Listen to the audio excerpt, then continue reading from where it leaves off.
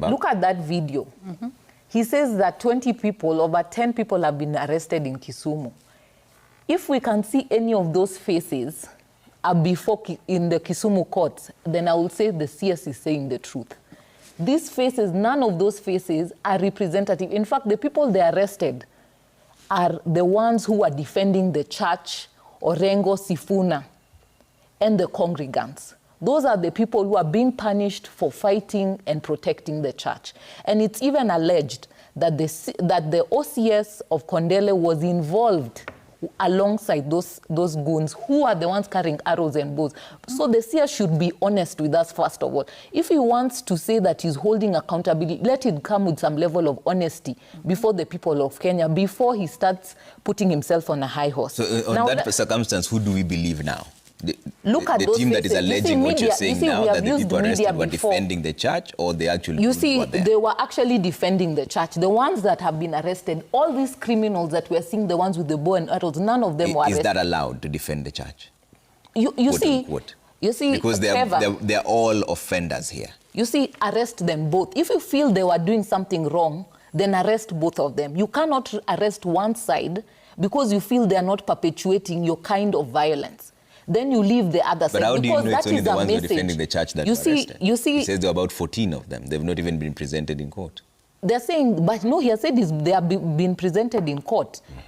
So let's see what kind of evidence, and that's why even I want to get to the question of evidence, that they say, I've been in court and I've represented several of these people that have been arrested. What we normally see is a ruse that is perpetuated. People collected all together and they said they were either obstructing, the way they're doing. It's called what? They pick a nice charge that can apply the longest time that you'll be sitting in court corridors. It's not even merely for purposes of ensuring prosecution. It's to frustrate you into the legal justice system in a manner that will ensure you don't engage in any demos again. So I'm not against people being arrested. Arrest them, but bring them with the correct evidence. You know, courts do not do investigations. The courts only use the evidence that is presented before them. So if you bring weak evidence, then there is nothing the courts will be able to do. And even look at Keumbu. All these people that were presented in court, files missing. What can the courts do? You see, even if we abuse and say the judiciary is a weak link at that particular point, the judiciary will say, what can it do? They do not do investigative work. All their work is to look as a neutral arbiter, look at what has been presented by the prosecution, and then make that decision. I have sat here and also raised instances where judiciary have been a weak link, and I agree. But I've also fought for independence of the judiciary. When we got into office, when I was the vice president, we were on the streets defending the courts, particularly against various instances that the head of state had made damning remarks against judges who are actually sitting and reviewing cases that were against the state. However, I always say, and I will always say, independence does not mean immunity from accountability. Our courts have the responsibility to review the evidence, but also a trend that sometimes we have seen, particularly for protesters, is that the court system or the criminal justice system is used as a manner of punishing innocent Kenyans. Because when you see bail terms that are extraordinarily high, until it has to raise the voice, you need to bring seniors into the room to be able to bring reason. Why do you need reason yet there are bail and bond guidelines that are supposed to guide you? Why are you charging such impossible terms that you, for sure, you know these people are not going to be able to afford, so that they can be frustrated into the criminal justice system? And so the ones that don't get representation, the ones that fail to get pro bono legal services, end up being incarcerated for long. But I say this in terms of the weakest link. In these particular instances, what I would tell the courts is that they should do their work and stick to only their work. Look at the evidence and enforce the rule of law. Because we have seen instances where there are even this forum shopping by the police force, because they know the courts that they think they can get the toughest bail and bond terms, so that to frustrate those who find themselves in those courts. But I would say, if the moment we see some level of fairness, the day we'll see those who perpetuated the violence in Keumbu alongside the police officer. There are videos catching police officers working alongside goons. Yeah. Nothing has happened to them to date, Trevor. Nothing has happened to those who attacked Osotsi to date. Let me give you a classic example of Keumbu. We know for a fact that the Nyaribari Chache Member of Parliament has been mentioned. He's been required to go and record a statement. What did we see happening yesterday? He was there in Keumbu, rallying his base, actually speaking with a lot of bravado, saying these people came here to chokoza us, and we are not going to let that happen. Now, if somebody who is a suspect in the wrongs that were committed can actually be allowed to evade accountability and go back to their base and speak the way they are speaking, then that tells you exactly what Faith is saying. We don't have a system that is ready to be impartial, to be fair, and to be guided by the existing principles of fairness. And then let's also look at what has happened in places like even Nairobi here, places like Nyahururu that Faith mentioned. We see repeatedly those ones who are seen to be aligned to the right political side are let to go free. I listened to the CS and it reminded me something. Osotsi was attacked in Kisumu sometimes in April of 2026. The CS came to the public, to the media, sometimes on around 3rd of May 2026. And this was captured both locally and internationally. The CS repeated exactly the same thing that is repeated today. He said, we'll go after the goons. So he seems to have the right diagnosis of where the problem is. At that time, and I remember these figures were given out by one of the international media houses, he alleged that 300 goons had been arrested, or actually organized criminals and all this, 300 of them. But the question then is, at that time, he said there were 104 criminal gangs operating in the country. And to show you how properly he knows about the diagnosis, he says these criminal gangs are owned and sponsored by politicians. So I'm not saying my words, I'm just quoting what C.S. Murkomen said. So the question that then begs to be asked is, even after coming up with these figures, why would you only have 300 arrested and none of them is a politician? This weaves into the wider conversation that we're having now. We are in a country where political leaders are using young ones as cannon fodder. They are expendable. And most of these young people really don't want to be in that space if they had better alternatives. Because we've seen and had cases whereby after they've been paid, you know that now the politicians have the red cards. If you are hiring these organized criminals and you're an MCA, it's 500 per person. These are studies that have been done out there. If you're a member of parliament, it's 1,000. If you are a governor, the studies that have been done by Odhiambo and others is between 1,500 to 2,000 shillings. That's very little money.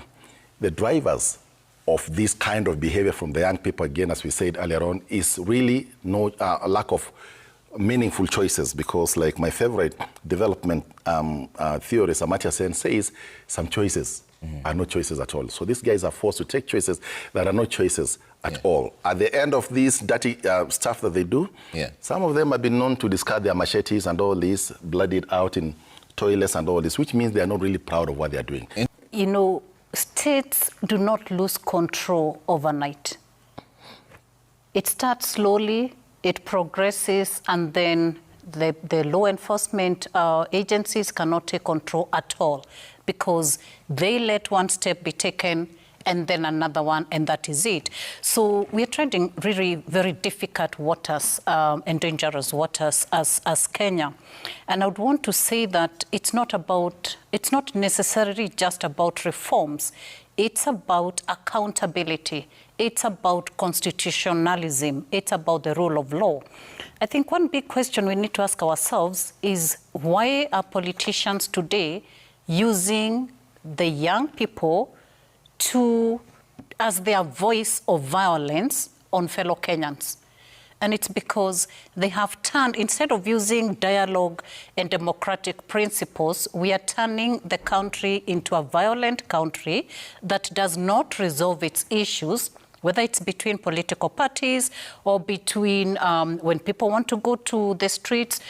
In fact, the Constitution itself provides for the right to assembly.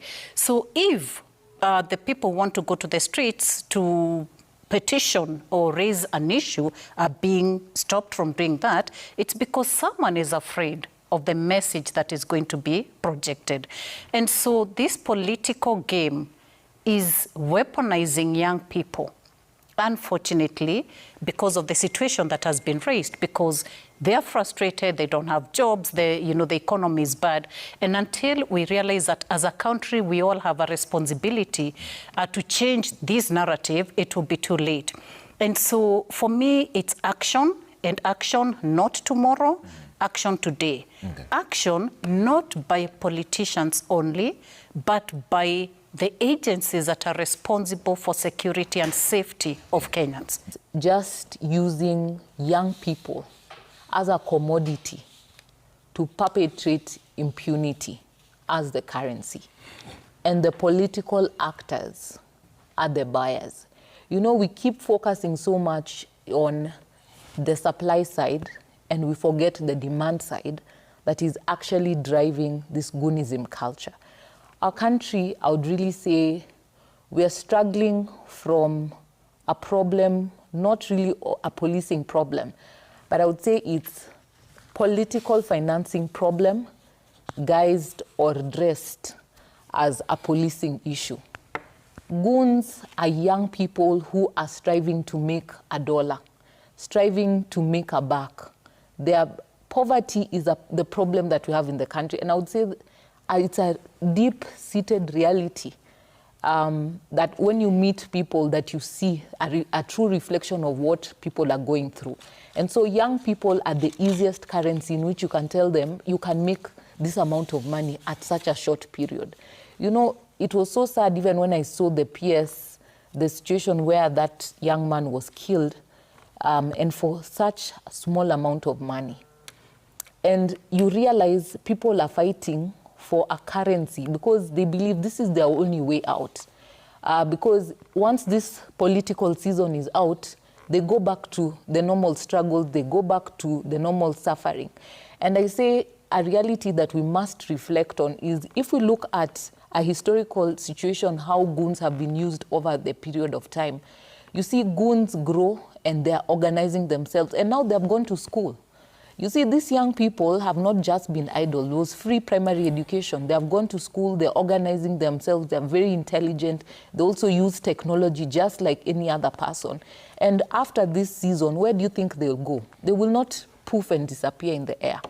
This will be a reality that the state will have to deal with at the end of the day. And if we don't change the kind of currency we are selling for politics, because we are selling impunity as a recognized currency that can work in this country.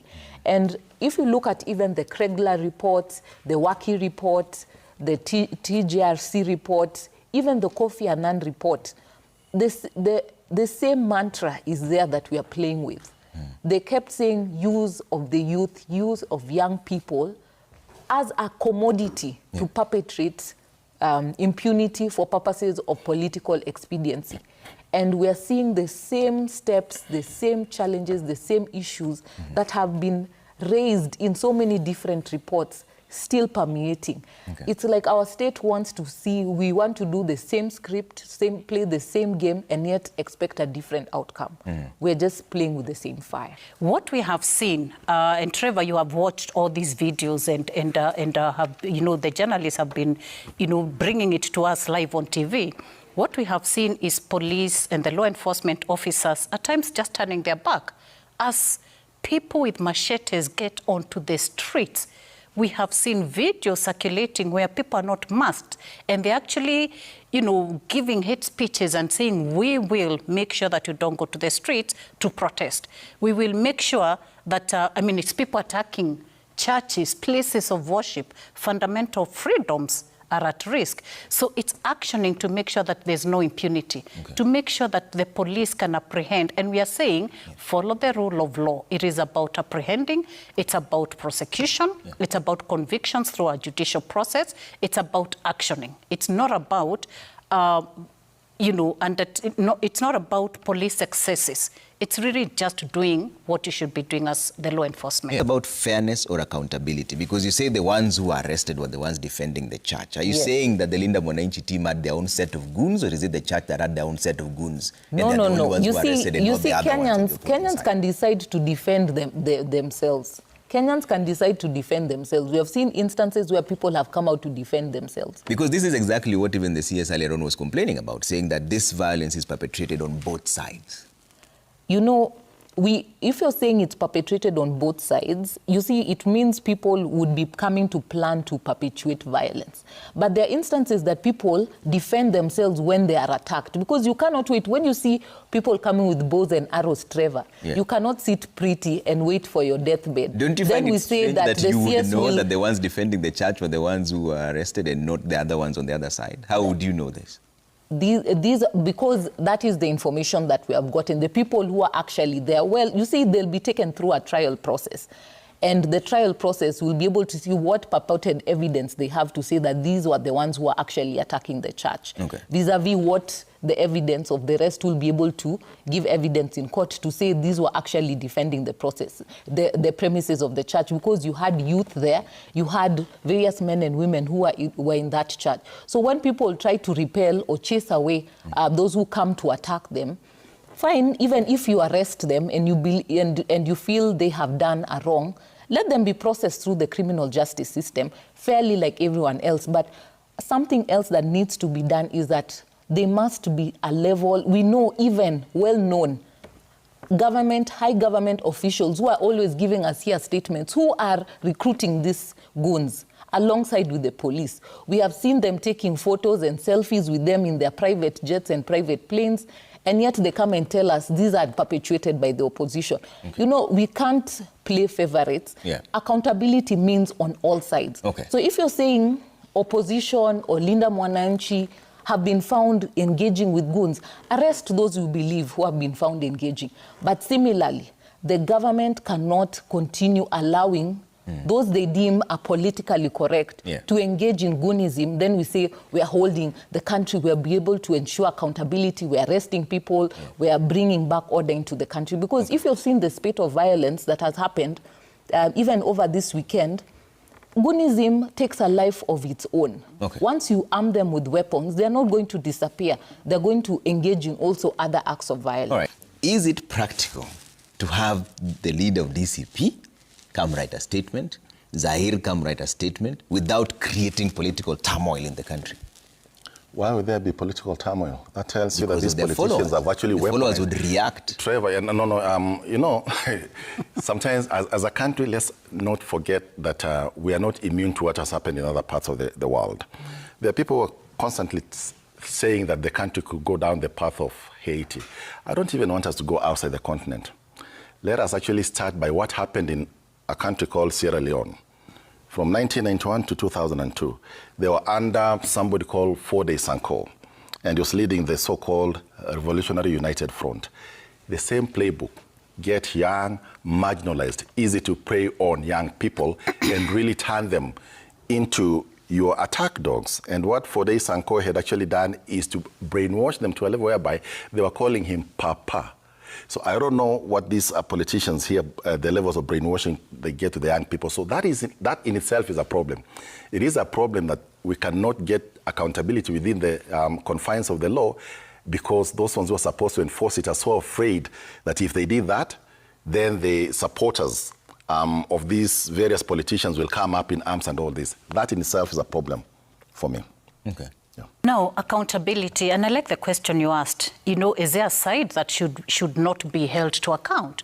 Everyone who perpetrates violence should be held to account. And the issue is, if a politician or whoever it is organizes or finances or participates or engages, they should be held to account. Right now, we are focusing on the youth because they're the ones who are being used and they're attack dogs, as Sir George has said.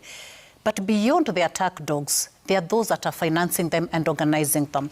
And for me, the sad thing is, right now we are seeing this heightened violence because we are getting into elections.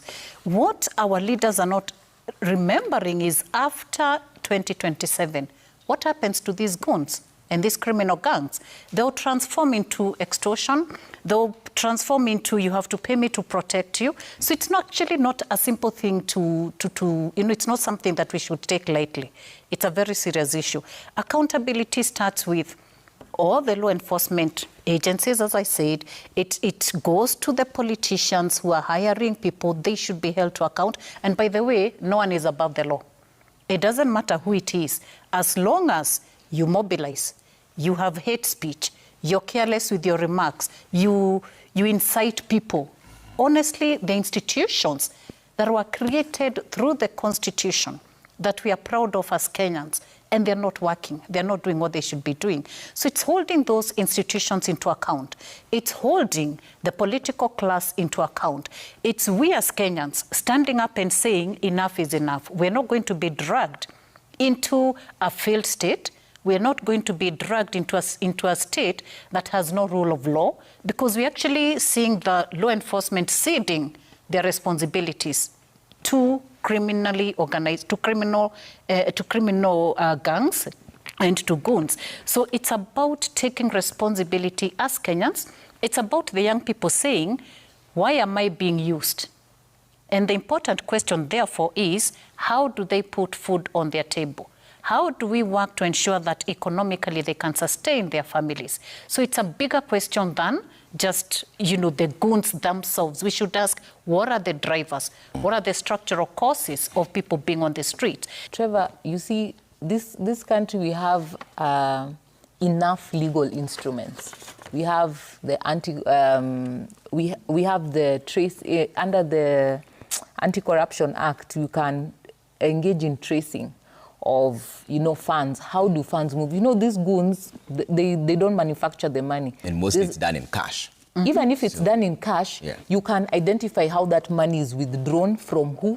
You see, you can identify an individual because they're able to use surveillance. We have the various surveillance around this country that we were told billions were spent to ensure that CCTV actually works in this country. And we have seen instances where it's worked when they're trying to actually trace criminals. So you're able to find the individual where he was giving the money. Then you can do a trace back from those individuals that were found together where he removed the money. You'll be able to trace and even find, because some are just the middlemen, there's always the bigger person where that money actually comes from. So if they wanted to do investigations, and if you saw even the last budget last year, how much was allocated to DCI for doing a lot of invasive investigations. So they should actually use those apparatus they have, not on Gen Zs, but actually on the goons, or the goonsies as how they call them. So if they actually wanted to investigate, there's a lot of ambit that they have in how they can investigate, and there's access to funds, and they have all the apparatus that they need. If DCI wants to find you, I don't think you can hide anywhere the DCI cannot find you. And so if they're able to do these investigations and start holding individual people accountable, you see, it needs a signal of 2 to 3 people you hold accountable, and people will become scared. Because at the end of the day, once you're able to place that evidence in court, that you're able to trace, and these were the individuals.